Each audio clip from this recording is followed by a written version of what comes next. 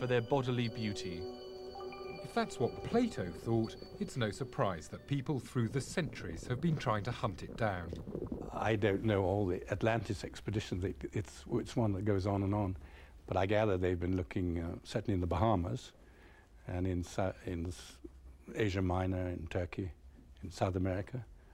My friend John Blasher's now there, even in Cornwall. But I personally don't think they've got a hope of finding it. A constant stream of explorers, historians, adventurers, mystics and loonies has flowed round the globe in search of the lost city, digging, diving and making charts like this 17th century map of Atlantis bang in the middle of the Atlantic Ocean.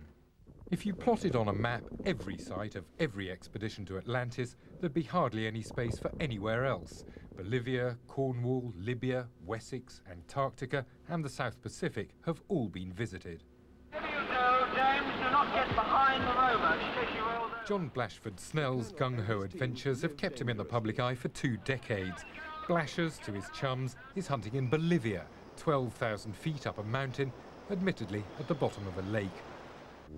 6,000 miles away, a Russian team is planning to dive off the Scilly Isles, apparently working from a totally new translation of the original Greek text which mentions Atlantis, Plato's dialogues. Plato's a philosopher, and what he's doing here is dealing in allegory. In the dialogue in which Atlantis appears, the discussion is about what an ideal state is. And Atlantis is constructed as a sort of ideal state that went wrong. And Atlantis is therefore used as the base from which a philosophical discussion about the ideal state can emerge. Now, philosophers have used allegories of utopias, of ideal worlds, over thousands of years. In other words, Plato's directions are not geographical, they're moral. The whole thing's just a parable, and Plato is the world authority on Atlantis. Trouble is, he died in 347 BC. It's a tricky problem trying to find archaeological evidence for what turns out to be just an idea. Plato was, of course, a notorious dreamer, very bright, but not quite as reliable as you can get when it comes to hard facts. But he did leave a pretty detailed trail, if it's all just a cautionary tale. These were dwellers beyond the Pillars of Hercules. Their shipyards were full of the great ships, triremes, and the royal palace was within a Greek acropolis. And in the centre was a statue to sacred Poseidon, enclosed within a wall of gold. When you look for historical reality, there's none there whatsoever. This state of Atlantis is supposed to have existed in 8000 BC and supposed to have attacked Athens. Greeks didn't exist in 8000 BC. Athens didn't exist in 8000 BC. The Greek language didn't exist in 8000 BC. This is all simply absurd. Plato tells us that the people of Atlantis used triremes. That's a bit like saying Sir Lancelot used cruise missiles. I'm afraid there is no history in this story whatsoever. If the story is rooted in a real place, the current best bet on the whereabouts of Atlantis would be somewhere in the Mediterranean. The smart money's on this little island. It can be seen as a kind of key to unlock the mystery of the Western world. Certainly the world we live in, which as we approach the millennium, is a world which is decreasingly easy to understand or to come to terms with. So the millennium brings us to thoughts of Atlantis, and Atlantis brings us to thoughts of Eden or Jerusalem or Camelot. We will always need an Atlantis. We will always need some sense that the world, the history we live in, can be understood.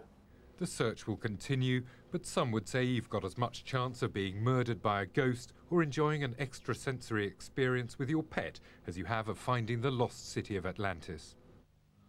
Well, with us now is Graham Hancock, who sold a mere 4 million copies of his book, Fingerprints of the Gods. Where do you believe it is, Bolivia or the Scilly Isles? I think that we're looking at faint echoes, traces, memories of a forgotten episode in human history. I think we're a species with amnesia, and that what is being remembered here very, very vaguely and in a disjointed manner is a great civilization of prehistory that was global and that was destroyed in the gigantic cataclysm that shook the earth at the end of the last ice age. Most people really don't think very much about ice ages, but the place we're sitting now in London was 12 or 13,000 years ago, was underneath 1 mile of solid ice. There was 6 million square miles of ice over northern Europe. It all melted down after being stable for the best part of 100,000 years. It melted in just 1,000 years. Sea levels went up by 400 feet.